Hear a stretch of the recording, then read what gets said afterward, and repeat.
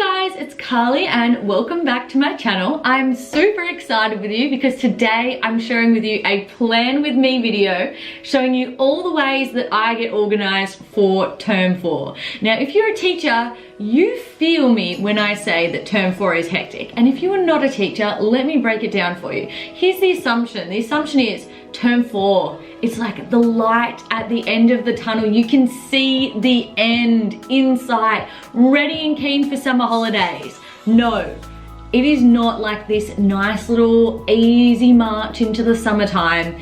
It is this hard slog to get to the very end. If you want to get into the summer holidays and not have a billion things to do or be absolutely smashed in the last 2 weeks, you need to be super organized.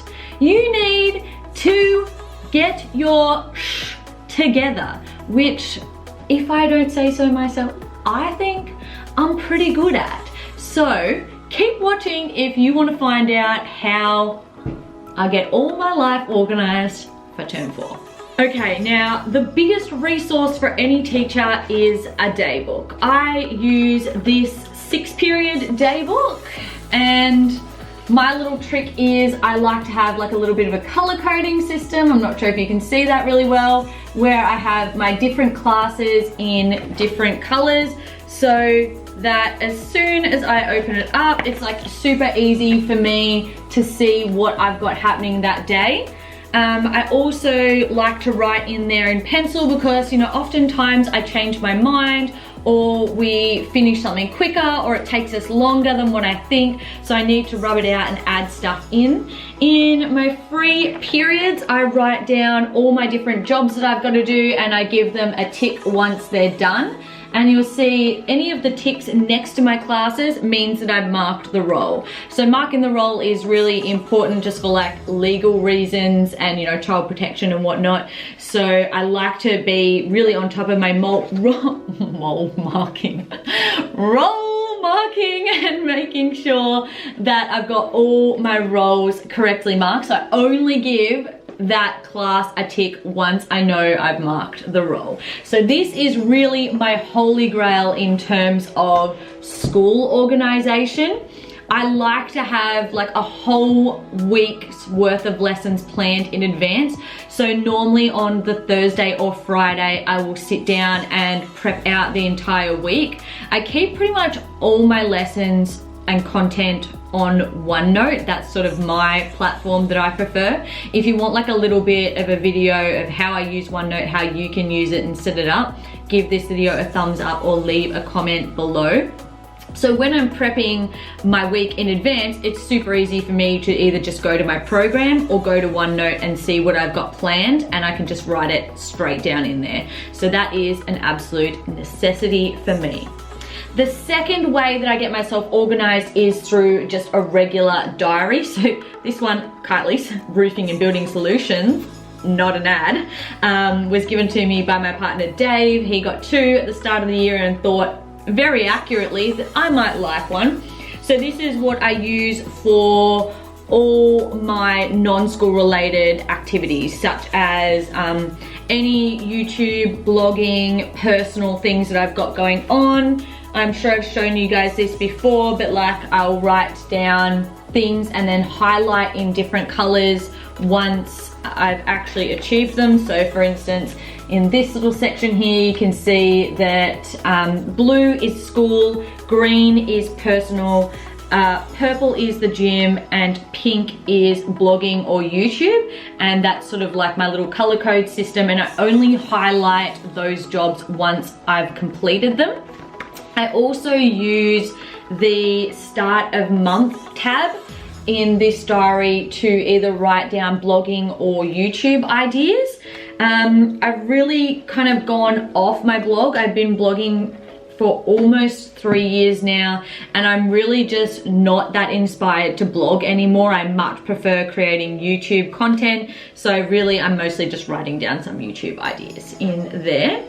My third way was my journal, and I got this as a gift for some Year 12 students a couple of years ago, and I use it to put like inspo pictures, Pinterest printouts, and then like monthly overviews. and I try and make them, you know, quite nice and pretty and colorful, and, you know, do a little bit of a habits tracker, and like write down the books I've read. Here's a pretty one from January, different colors, just to make it like a bit exciting. But I have now come to the end of this, and I need to get myself a new one. But rather than buying myself a fresh one, because I'm on a no buy and it's not a necessity, I just quickly pulled out from my little stash a smaller journal that has nothing in it. I just ripped out some pages that I had used previously, and I'm going to use that instead. And one thing that I do want to put in there, instead of having to spend a heap of time drawing up my monthly spreads, I printed off from, I'm not sure if it was Pinterest or just from like Google Images, this little weekly calendar. And I probably won't use the weather forecast. I might use meal planning just to prep out my dinner ideas, but I will definitely use habit tracker, this little space down the bottom to write in a quote, and then my weekly overview to put things like goals, books that I've read, etc.